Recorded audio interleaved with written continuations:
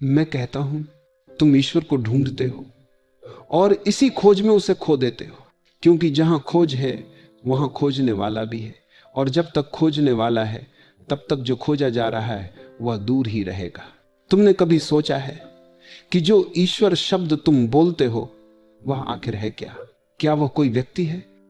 क्या वह कोई शक्ति है? या सिर्फ एक नाम है उस अनजाने अनुभव का जो कभी कभी तुम्हारे भीतर छूकर चला जाता है? ध्यान से सुनो, ईश्वर कोई वस्तु नहीं है जिसे पाया जा सके। ईश्वर कोई किताब में लिखा सत्य नहीं है। ईश्वर वह मौन है जो तब घटता है जब तुम पूछना छोड़ देते हो। लोग पूछते हैं क्या ईश्वर है? मैं कहता हूं ऐसा प्रश्न ही गलत है, क्योंकि जिस क्षण तुमने ये पूछा तुमने मान लिया कि ईश्वर कोई वस्तु है जो या तो है या नहीं है। और ईश्वर वस्तु नहीं है, वह अस्तित्व की वह नब्ज है जो हर जीवित चीज में धड़कती है, वृक्ष में, नदी में, तुम्हारी आंखों में। ईश्वर कहीं बाहर नहीं बैठा, वह तुम्हारे भीतर छिपा मौन है।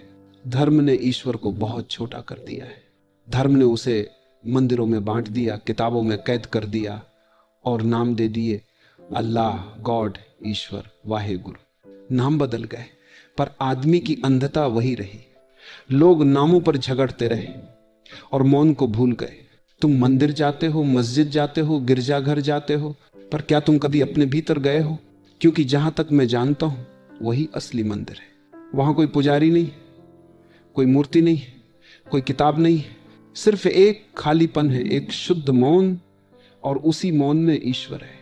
धर्म ने तुम्हें बाहर भटकाया है। धर्म ने तुम्हें कहा वह ऊपर है, वह दूर है, उसके पास जाओ, और तुम भागते रहे, दौड़ते रहे, पूजा करते रहे, जप करते रहे, पर वो मिला नहीं, क्योंकि खोज गलत दिशा में थी।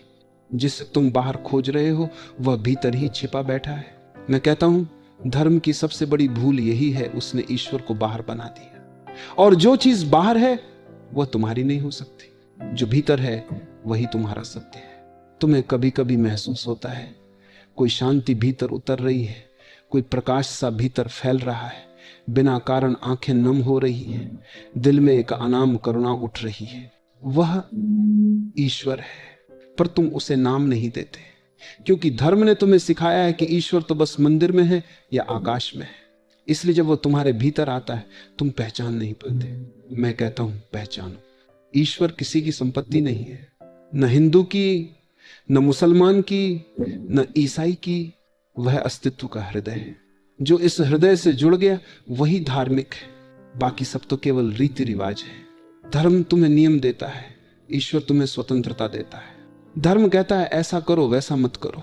ईश्वर कहता है स्वयं को जानो, फिर जो करना हो करो।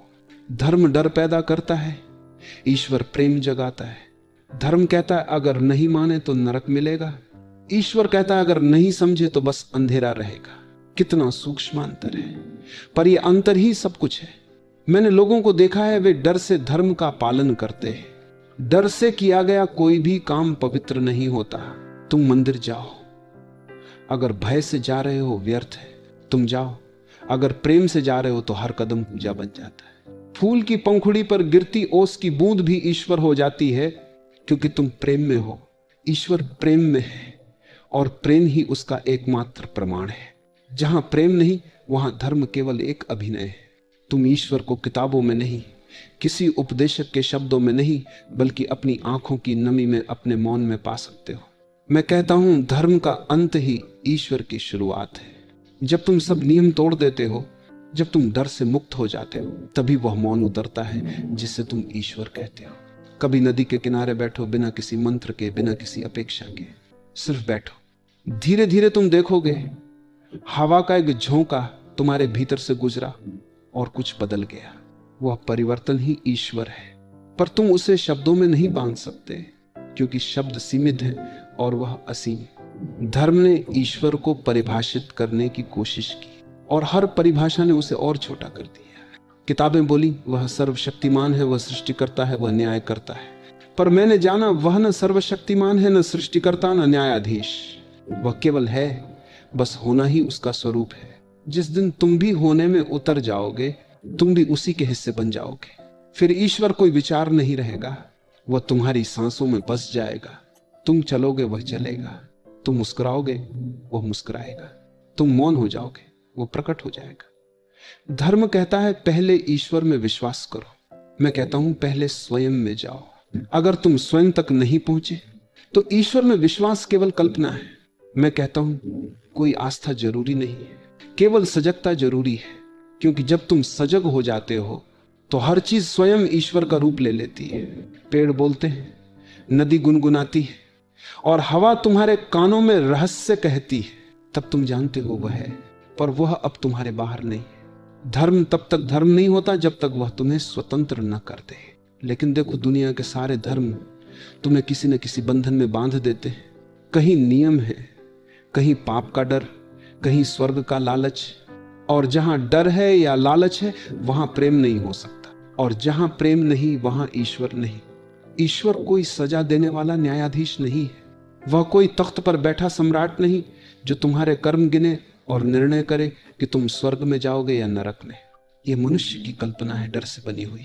क्योंकि मनुष्य को भय चाहिए ताकि वह अनुशासन में रहे। पर ध्यान रहे, भय से पैदा हुआ अनुशासन आत्मा को जीवित नहीं करता, वह केवल एक जेल बना देता है, सुंदर धार्मिक किंतु जेल।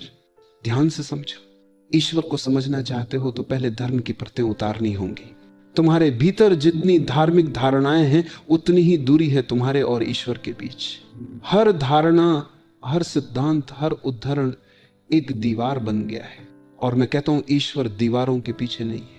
वह तो तब आता है जब दीवारें गिर जाती हैं। कभी कभी लोग पूछते हैं क्या आप नास्तिक हैं? मैं कहता हूं नास्तिक और आस्तिक दोनों गलत है, क्योंकि दोनों ने निर्णय ले लिया है। एक कहता है, दूसरा कहता है नहीं है, और दोनों ने देखे बिना कह दिया। जो देखता है वह कोई निर्णय नहीं लेता, वह मौन रह जाता है। वो कहता है मैं हूं, और बस यही काफी है। उसके लिए ईश्वर एक प्रश्न नहीं रह जाता, वह एक अनुभव बन जाता है। तुमने देखा होगा, छोटे बच्चे किसी मंदिर में नहीं जाते, कोई पूजा नहीं करते, पर उनकी आंखों में एक दिव्यता होती है, क्योंकि वे अभी दूषित नहीं है। न उन्हें स्वर्ग का भय सिखाया गया है, न ईश्वर का नाम। वे अभी ईश्वर के बहुत निकट हैं। फिर धीरे धीरे समाज उन्हें सिखाता है यह पाप है, यह पुण्य है, यह मानो, यह मत मानो। और बच्चा खो जाता है।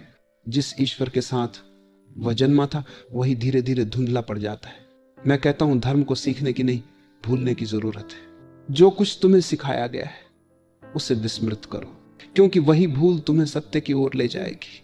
एक बार ऐसा होता है कि सब ज्ञान टूट जाता है, सब मान्यताएं गिर जाती हैं, तब भीतर एक शून्यता प्रकट होती है। लोग डरते हैं इस शून्यता से, वे भागते हैं किसी पूजा में, किसी ग्रंथ में, किसी गुरु की शरण में।